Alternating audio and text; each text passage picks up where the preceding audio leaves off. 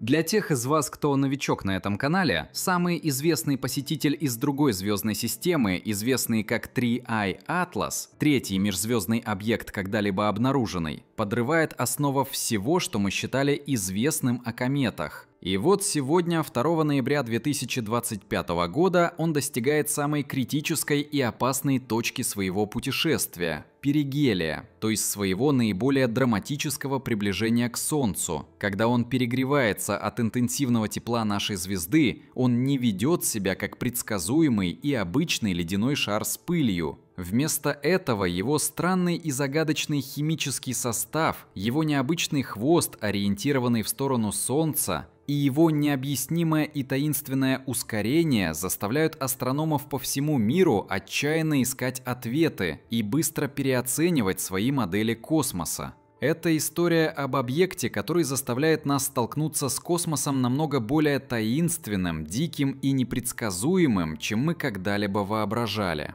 Это приводит нас прямо в текущий момент. 29 октября 2025 года Атлас достигает своей критической и решающей точки перигелия. Сейчас он находится всего в 1,36 астрономических единиц от Солнца. Это примерно 203 миллиона километров, что ясно помещает его между орбитами Земли и Марса. Теперь он подвергается чрезвычайно интенсивному солнечному излучению, которое быстро нагревает его поверхность и значительно увеличивает его активность. Это окончательная и решающая проверка для всех конкурирующих теорий. Традиционные астрономы, которые по-прежнему убеждены, что это естественный объект, внимательно наблюдают, как интенсивное адское тепло влияет на его дегазацию и состав.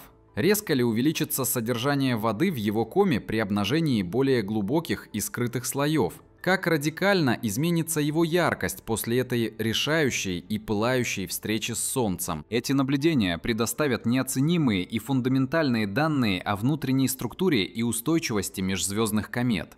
Тем временем сторонники смелой гипотезы об искусственном происхождении наблюдают что-то совершенно иное. Они ищут любые, даже малейшие признаки неестественного и преднамеренного изменения траектории. Если после его появления из-за Солнца в ноябре 2025 года его траектория претерпит значительное изменение, которое невозможно объяснить простой дегазацией, весь научный дебат претерпит радикальное и необратимое изменение. НАСА и другие глобальные агентства располагают многочисленными телескопами, готовыми следить за кометой, как только она снова станет видимой, и уже планируются более детальные наблюдения с помощью телескопов Хаббл и Джеймс Уэбб.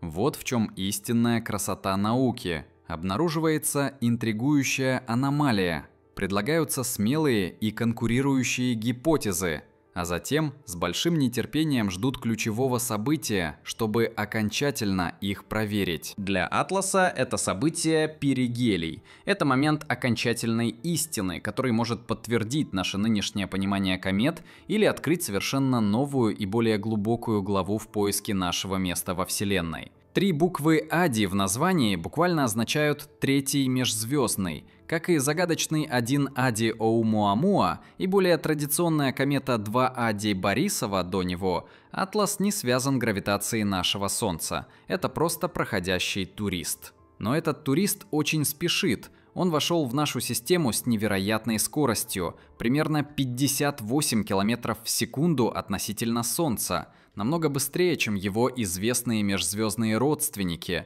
И в перигелии его максимальная скорость достигнет головокружительной и поразительной цифры 68 км в секунду. Его траектория – это драматическая открытая дуга, известная как гиперболическая орбита. Траектория, которая окончательно подтверждает, что он посетит нас только один раз, прежде чем будет вновь выброшен в огромный и холодный вакуум между звездами. И не беспокойтесь, этот объект абсолютно не представляет никакой опасности для Земли. В своей ближайшей к нам точке 19 декабря 2025 года он все еще будет находиться на безопасном расстоянии примерно 1,80 астрономических единиц. Это примерно удобные и огромные 269 миллионов километров. так что вы можете спать спокойно, но вы не должны игнорировать науку, потому что предварительные наблюдения этого необычайного объекта просто поразительны и впечатляющие. С самого момента его обнаружения стало абсолютно ясно, что 3i Atlas уникален и отличается от всего остального. Изображения, полученные даже до его официального открытия, показали, что он уже был явно активен и светился, когда еще находился очень далеко от Солнца.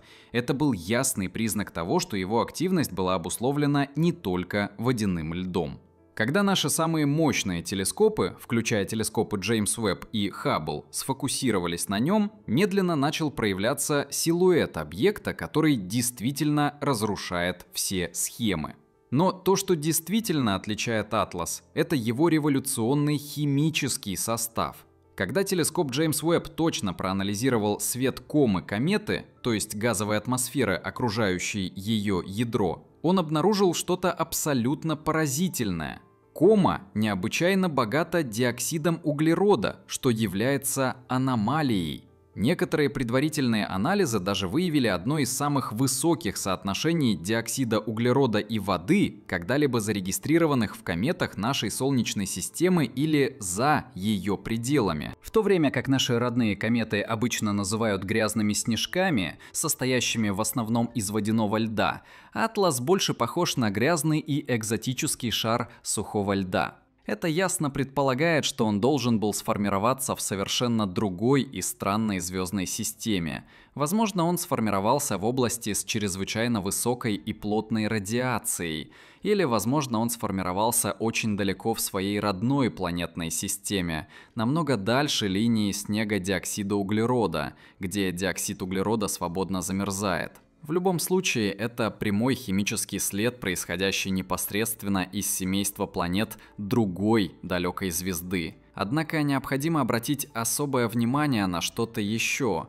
Наблюдения, проведенные с помощью очень большого телескопа в Чили, также обнаружили следы цианида и что-то еще. Что-то, что заставило ученых дважды внимательно посмотреть. В коме кометы были обнаружены пары никеля. Что еще более необычайно, так это то, что этот никель был обнаружен без присутствия его обычного спутника – железа. Это открытие очень необычно для всех известных комет. Конечно, это не означает, что это искусственное, но это означает, что наша Вселенная способна к намного более экзотическим и удивительным химическим реакциям, чем мы думали до сих пор. Одним из первых задокументированных странных поведений, которое было замечено, был его тревожный хвост. Кометы известны своими характерными длинными и красивыми шлейфами газа и пыли, которые отталкиваются от Солнца мощным солнечным излучением и ветром. Это базовая школьная физика. Однако, когда астрономы впервые наблюдали Атлас в июле и августе 2025 года, они увидели что-то, что казалось противоречащим всей этой логике – ясный и тревожный шлейф материала, направленный в сторону Солнца.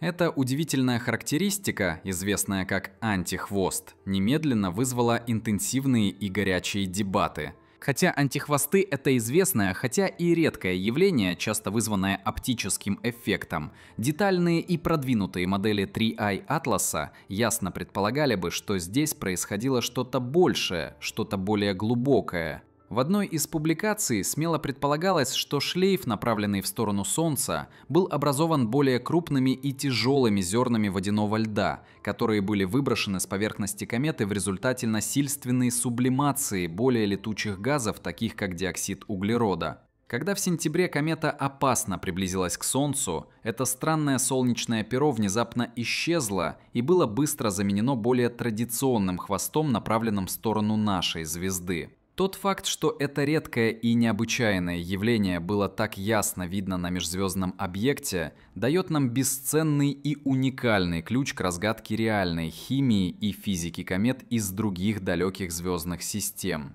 Траектория объекта, конечно, в основном определяется гравитацией. Однако в случае комет всегда существует фактор неопределенности. Когда лед сублимирует и насильственно отделяется от поверхности, он действует как маленькие естественные ракетные двигатели, придавая комете небольшой, но измеримый импульс, который невозможно объяснить только чистой гравитацией. Это называется негравитационным ускорением, и Атлас явно демонстрирует этот эффект. Однако точная и истинная природа этого импульса остается предметом интенсивных и горячих исследований. Именно этот интригующий набор аномалий, экстремальная скорость, странное неестественное поведение хвоста, экзотическая и неизвестная химия и необъяснимое и таинственное ускорение открыл дверь к более спекулятивным и смелым теориям. Во главе этой группы стоит известный гарвардский астрофизик Ави Лёб, который публично и твердо поставил под сомнение, может ли Атлас быть чем-то большим, чем просто естественная комета. Он смело предположил, что это может быть артефактом внеземного разума, продвинутый зонд инопланетян или даже материнский корабль. Лёб ясно указывает на момент прохождения перигелия как особенно подозрительный. Комета приближается к Солнцу в момент, когда она полностью невидима для нас из-за явления, называемого солнечным соединением. Лёб предполагает, что это может обеспечить идеальное прикрытие для того, чтобы объект выполнил скрытый маневр.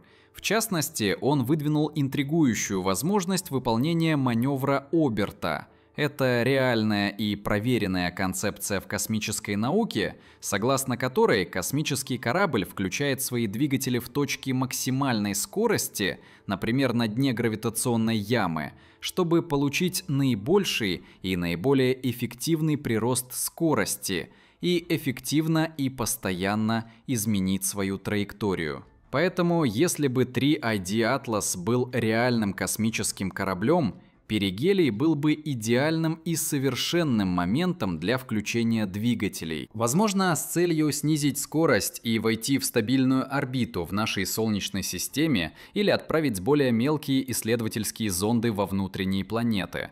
Это заманчивая и увлекательная идея, прямо со страниц лучшего научно-фантастического романа. Итак, что же на самом деле представляет собой Атлас? Подавляющее большинство ученых согласны с тем, что это естественная межзвездная комета, хотя и чрезвычайно редкая и ценная. Его странные и уникальные свойства предоставляют нам революционное понимание истинного химического разнообразия других солнечных систем. Это подлинное научное сокровище, посланник далекой и неизвестной звезды, который приносит нам глубокие тайны о формировании планет и комет в других неисследованных частях галактики. Спекуляции о том, что это артефакт инопланетян, хотя и не поддерживаются большинством твердых доказательств, тем не менее служат важной и более глубокой цели. Они заставляют ученых защищать свои выводы строго и детально и гарантируют, что ни одна возможность, даже самая отдаленная и абсурдная, не будет упущена или отклонена. Они стимулируют глобальное воображение общественности и напоминают нам всем, что Вселенная — это огромное и таинственное место, и что мы на самом деле только начали ее исследовать. Теперь, когда Атлас тихо вращается вокруг Солнца, полностью скрытый от наших глаз, нам остается только терпеливо ждать и гадать, когда он снова незаметно появится в нашем поле зрения. Какую невероятную историю он тогда расскажет нам?